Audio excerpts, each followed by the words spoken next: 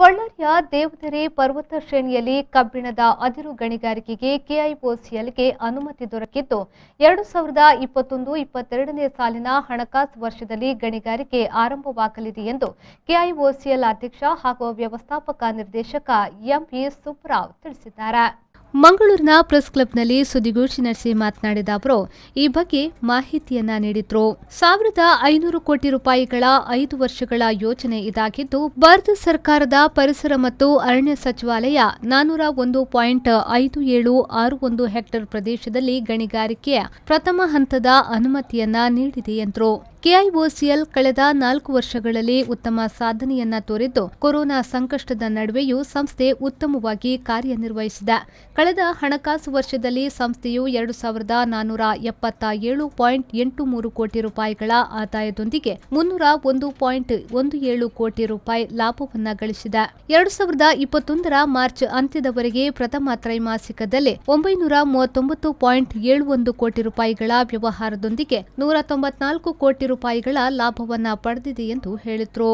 ಸಂಸ್ಥೆಯ ಸಿಬ್ಬಂದಿ, ಹೊರಗುತ್ತಿಗೆ ಸಿಬ್ಬಂದಿ, ವಲಸೆ ಕಾರ್ಮಿಕರು ಹಾಗೂ ಅವರ ಕುಟುಂಬದವರಿಗೆ ಸೇರಿ 99% ಮಂದಿಗೆ ಕೊರೋನಾ ತಡೆ ಲಸಿಕೆಯನ್ನ ನೀಡಲಾಗಿದೆ. ತನ್ನ ಸಿಆರ್ಎಸ್ ನಿಧಿಯಿಂದ ಕೊರೋನಾ ನಿಯಂತ್ರಣದ ಹಿನ್ನೆಲೆಯಲ್ಲಿ ವೆನ್ಲಾಕ್ ಆಸ್ಪತ್ರೆಗೆ ಕಳೆದ ವಾರ ಆಂಬ್ಯುಲೆನ್ಸ್ ಕೊಡುಗೆಯಾಗಿ ನೀಡಿದ್ದೇವೆ ಎಂದು ಎಂವಿ ಸುಬ್ಬರಾವ್ ಹೇಳಿದರು.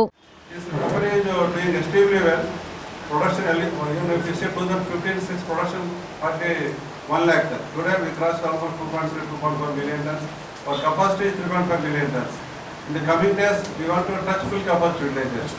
Modernization of pellet plant helps us to run the pellet plant at full capacity. In the coming days, that is going to happen. Steel policy 2017, but encourages steel capacity to run 300 million tons by 2030. To have produced 300 million tons, we need more iron ore. Today, there is steel, they change from normally center and iron ore is the raw material for the steel industry. So pellet is a good raw material, it improves productivity, reduces the emissions also, reduces lag also. Today, worldwide usage of pellet increase. In India also, everywhere there is a pellet in the charge mix. So KIOCL can be very bright future in the coming days. Now at least the company got now long life, which is capital mines. Coming to the Sunroad already explained to you. This company also listed in last 4 years, NSE and BSE. Before that listed only in Metropolitan Stock Exchange. But in the last 5 years listed in both the exchange on NSE and BSE. On the last 3 years, 2 times KIOCL obtained buyback of shares. We spent about 400 crores. This is contribution to government. And to modernize the plant, we have taken a lot of initiatives. So this year we are implementing the ERP, that is SAP. So ERP is one of the highly transparency and then speed, and we can reduce the mistakes also that we are reducing. ಸುದ್ದಿಗೋಷ್ಠಿಯಲ್ಲಿ ಕೆಐಒಸಿಎಲ್ನ ನಿರ್ದೇಶಕರಾದ ಭಾಸ್ಕರ್ ರೆಡ್ಡಿ, ಸಾರ್ವಜನಿಕ ಸಂಪರ್ಕಾಧಿಕಾರಿ ಮುರುಗೇಶ್ ಉಪಸ್ಥಿತರಿದ್ದರು.